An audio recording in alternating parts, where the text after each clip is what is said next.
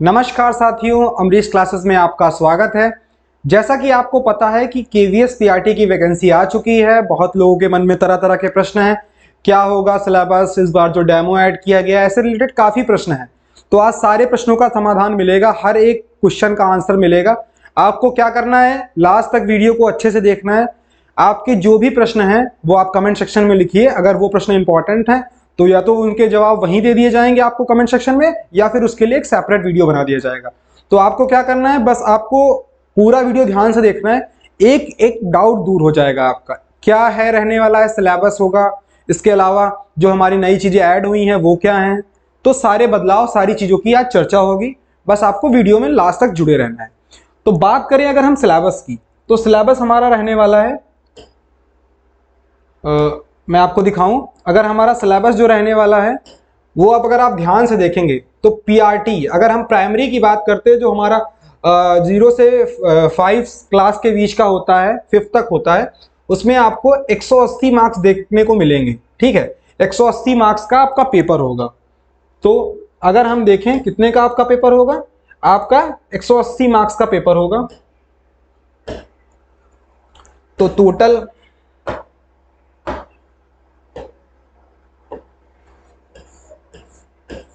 आपका कितने का होगा, टोटल होगा आपका 180 प्रश्न होंगे, 180 क्वेश्चन होंगे, और कितने नंबर के होंगे, ये 180 नंबर के होंगे।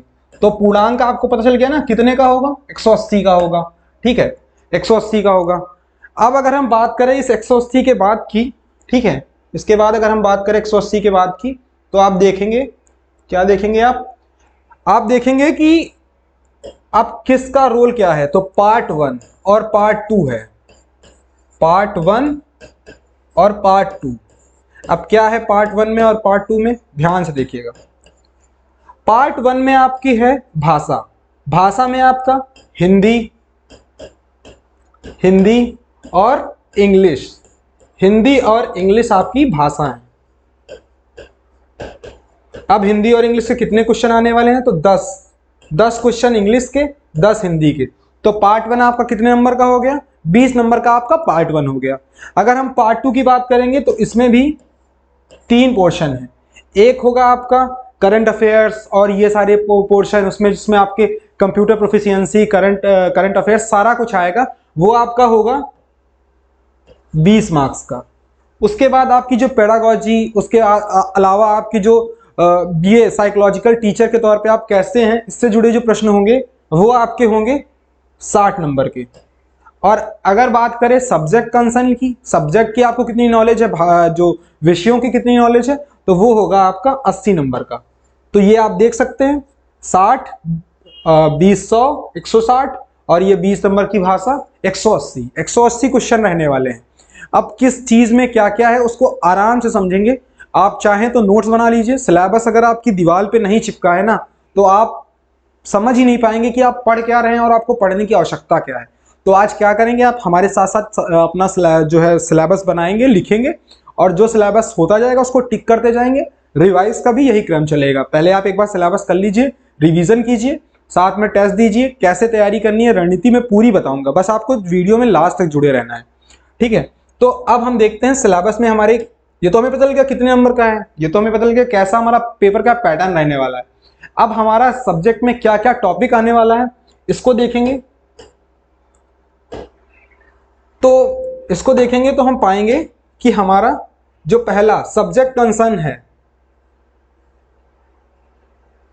ठीक है, सब्जेक्ट कंसर्न है, उसमें हमारा हिंदी और इंग्लिश हो गया। इसके बाद हमारा जो general awareness, reasoning and proficiency in computer है, उसमें जनरल अवेयरनेस और करंट अफेयर्स 10 नंबर का आने वाला है। अगर आपको विजिबल होगा तो आप देख सकते हैं, हमारा करंट अफेयर्स 10 नंबर का आने वाला है। रीजनिंग के आपको सिर्फ 5 क्वेश्चन देखने को मिलेंगे। ठीक है, 5 क्वेश्चन आपको रीजनिंग के देखने मिलेंगे। उसके अलावा आपको 5 क्वेश्चन कंप्यूटर के देखने को मिलेंगे। तो पीआरटी में आपके ये देखिए, हिंदी इंग्लिश हो गया, कंप्यूटर हो गया, उसके बाद और क्या हुआ, रीजनिंग हो गया, और आपका करंट अफेयर्स हो गया। तो ये 5 विषय हो गए ना। अभी देखेंगे जो हमारा ये perspective on education and leadership, इसमें क्या है, ये हमारा जो 60 नंबर का क्वेश्चन है, बहुत इंपॉर्टेंट सेक्शन है। यहाँ पे आप मैक्सिमम नंबर स्कोर कर सकते हैं।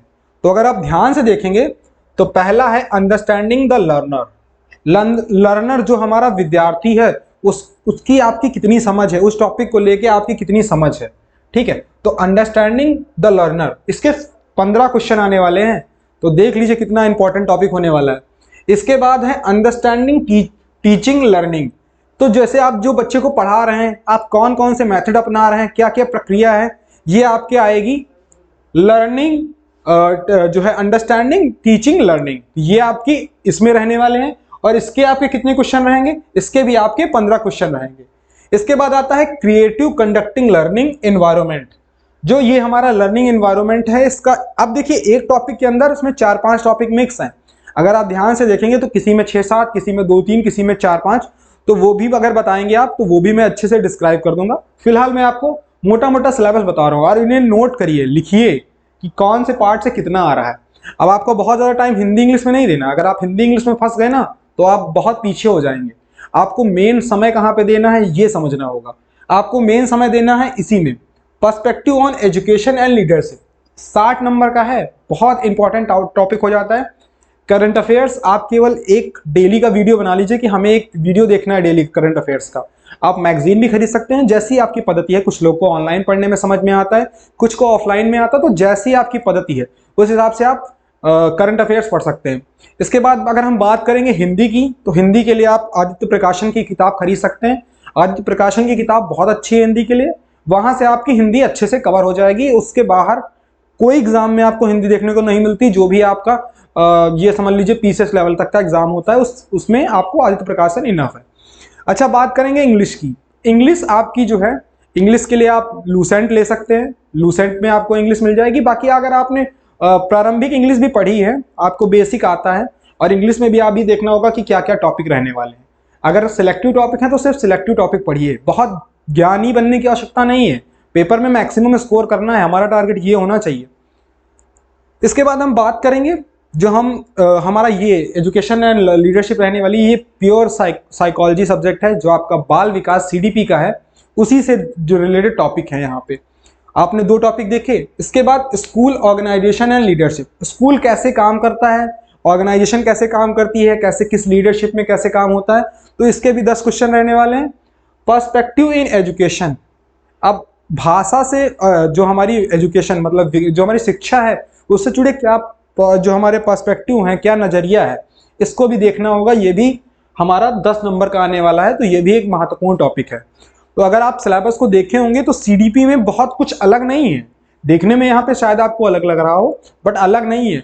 और यहाँ पे आपको वो सिद्धांत नहीं याद करने बहुत कि ये कोहलर का क्या सिद्धांत है, लेकिन कोहलर के सिद्धांत का यूज़ क्या है, यहाँ पे आपको वो समझना है। सीडीपी वही है, कुछ नया नहीं है, बस पढ़ने का तरीका अलग होगा। इस बार पढ़ने का तरीका अलग होगा। अगर आपने तरीका पकड़ लिया तो आप इस 60 वाले नंबर के पोर्शन में आप कम से कम 55 ला सकते हैं। और अगर आप इसमें 55 लिया है ना, केवीएस मैं गारंटी लेता हूँ, केवीएस से आपको कोई बाहर नहीं कर सकता। ठीक है, केवीएस की एक वैकेंसी तो आपकी पक्की हो गई, बाकी का नहीं पता, बट एक वैकेंसी आपकी पक्की हो गई। इसके बाद अगर हम पार्ट 4 की बात करेंगे, जो आपका सब्जेक्ट वाला टॉपिक है, सब्जेक्ट सिलेबस है, उसमें आपका 80 मार्क्स का आने वाला है। इसमें 80 मार्क्स में क्या क्या रहने वाला है, कि क्या क्या वेटेज रहने वाला है, वो सब मैं बताऊंगा। उससे पहले चलते हैं, आपका होगा प्रोफेशनल जो कंप्यूटेंसी टेस्ट। इसमें क्या होगा, देखो इसमें जो आपका देखा जा रहा है कि कितने आप प्रोफेशनल हैं। आपने पेपर दिया, आपने अच्छा स्कोर कर लिया, नंबर अच्छे लिया है, पर इसका ये मतलब नहीं है कि मतलब ये पता चल गया कि आप कितने योग्य हैं। तो इसको जानने के लिए क्या किया जाएगा एक सेकेंड। तो हाँ, आपका जो वेटेज रहने वाला है वो क्या रहने वाला है, वेटेज आपका रहेगा, रिटन एग्जाम होगा आपका। अगर मैं वेटेज की बात करूं तो आपका रिटन एग्जाम होगा,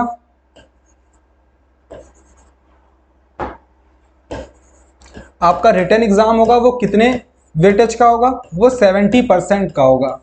ऐसे समझ लीजिए 100 नंबर हैं तो उसमें से 70 नंबर का आपका क्या हो गया, रिटन एग्जाम हो गया, लिखित परीक्षा हो गई।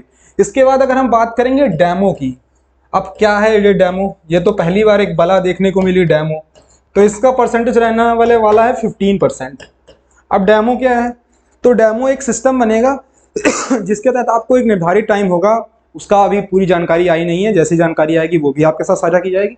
बट एक मोटे मोटे तौर पे आप समझ लीजिए कि आपको एक क्लासरूम में कैसे पढ़ाते हैं, ब्लैक बोर्ड पे आपकी हैंड राइटिंग कैसी है, कैसे आप चीज़ों को एक्सप्लेन कर रहे हैं, वो डेमो होगा और उसकी रिकॉर्डिंग होगी और शायद उसके आधार पर कोई पैनल बनेगा और पैनल उस हिसाब से नंबर देगा सबको। और आपका जो इंटरव्यू है, केवीएस में इंटरव्यू भी होता है ना, जिनको नहीं पता उनको बताते चले कि केवीएस में इंटरव्यू भी होता है और इसका वेटेज कितना है, 15% इसका भी वेटेज है। तो 15% केवीएस में इंटरव्यू का वेटेज है, रिटन एग्जाम आपका 70% में होने वाला है, डेमो आपका 15%, इंटरव्यू आपका 15%। तो बहुत घबराना नहीं है। अगर आपने रिटन में अच्छा स्कोर कर लिया और उसके बाद अगर आप डेमो भी आपका अच्छा जाता है तो आप अगर इंटरव्यू में आपका थोड़ा 19-20 भी होता तो चलेगा, बट आपको सबसे पहले आपका टारगेट होना चाहिए रिटन एग्जाम अच्छा कीजिए। उसके बाद आपको डेमो की तैयारी कैसे करनी है, इंटरव्यू की तैयारी कैसे करनी है, उसकी भी मैं जानकारी दूंगा। तो बस अगर आप चैनल से जुड़े रहेंगे आपको बहुत फायदा मिलने वाला है भाई। केवीएस की आपको एक एक जानकारी मिलने वाली है इस चैनल पे। तो ये आपने देखा रिटन एग्जाम, डेमो और इंटरव्यू, ये आपकी चीज आई है। डेमो क्या है वो मैंने आपको बता दिया। अब इसके बाद अगर हम फिर से अपने सिलेबस पे आएंगे, तो देखेंगे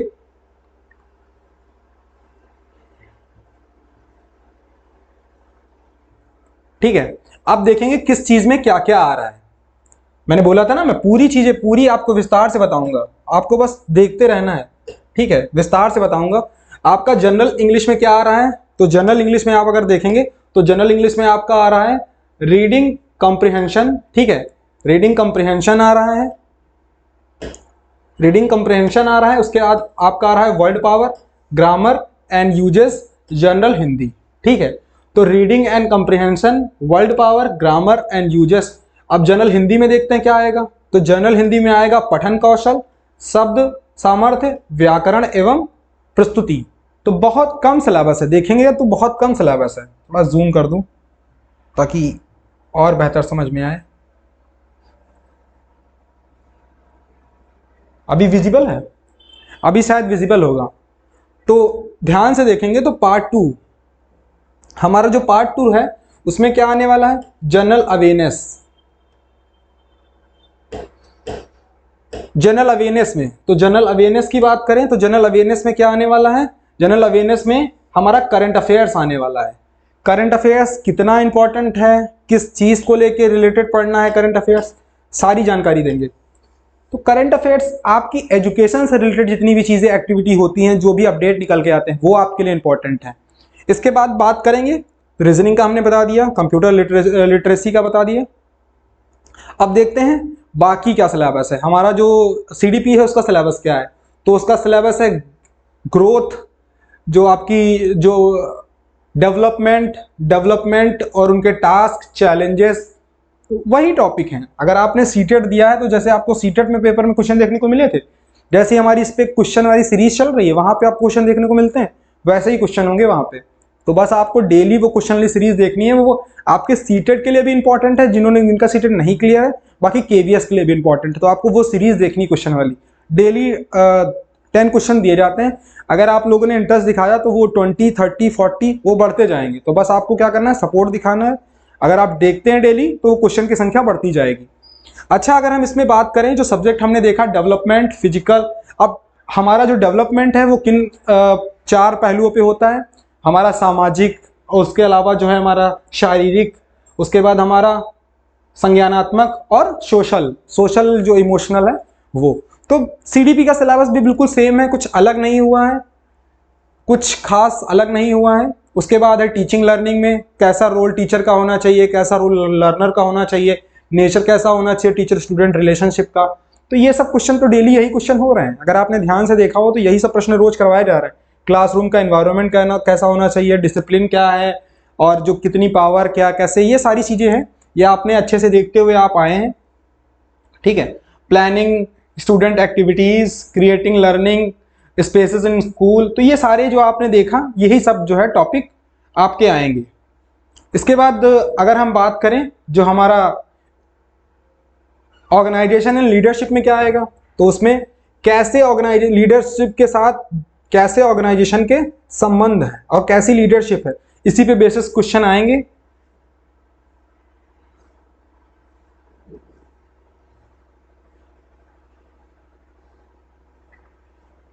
ठीक है, तो ये आपका सिलेबस था, ये आपका बेसिक सिलेबस था, ये आपका बेसिक सिलेबस था। इतना आपका सिलेबस में दिया गया था, आपको एक एक बात बताई गई।